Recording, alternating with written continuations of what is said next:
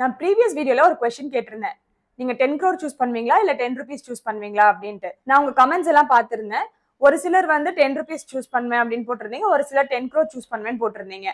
இப்போ ரெண்டு பாக்ஸ்லயும் எவ்வளவு வேல்யூ இருக்குன்னு பார்க்கலாம். இப்போ இந்த 10 crore பாக்ஸ்ல நான் சொன்ன மாதிரி 10 crore தான் இருக்கு. இந்த 10 rupees பாக்ஸ்ல எவ்வளவு இருக்குன்னு பார்க்கலாம்.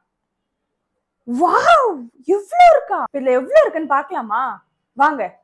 பெட்டியில இருந்த 10 rupees டே 1ல 20 மாறி இருக்கு. டே 2ல 40, டே 3ல 80, டே 4ல 160, டே 5ல 320. இப்போ அப்படியே வந்து நம்ம 10th டேல பார்த்தோம் அப்படின்னா 10th டேல 10,240 தான் இருக்கு.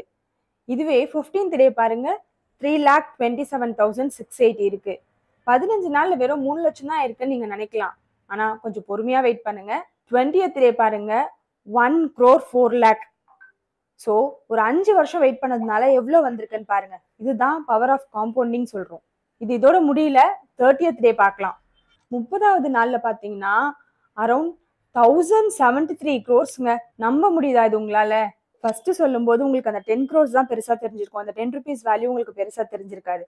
ஆனா அந்த 10 rupees சூஸ் பண்ணிருந்தீங்க அப்படின்னா 30th டேல அரௌண்ட் 1000 crores வரும்ன்றதை இப்ப தெரிஞ்சுக்கோங்க. இது தாங்க பவர் ஆஃப் காம்பவுண்டிங்.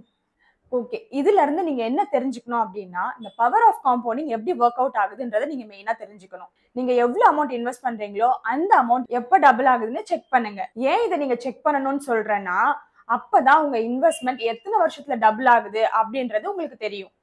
ஒரு சில இன்வெஸ்ட்மெண்ட் 5 இயர்ஸ்ல டபுள் ஆகலாம். ஒரு சில இன்வெஸ்ட்மெண்ட் 10 இயர்ஸ்ல டபுள் ஆகலாம். ஏன் ஒரு சில இன்வெஸ்ட்மெண்ட் 30 இயர்ஸ் கூட ஆகலாம். அதுக்கு முன்னாடி நீங்க தெரிஞ்சுக்க வேண்டியது உங்க இன்வெஸ்ட்மெண்ட் எவ்வளவு ரிட்டர்ன்ஸ் தருது அப்படின்றத நீங்க தெரிஞ்சுக்கிட்டு ரூல் ஆஃப் 72 வச்சு உங்களுக்கு எத்தனை வருஷத்துல டபுள் ஆகும் அப்படின்றத நீங்க கால்குலேட் பண்ணி பாருங்க.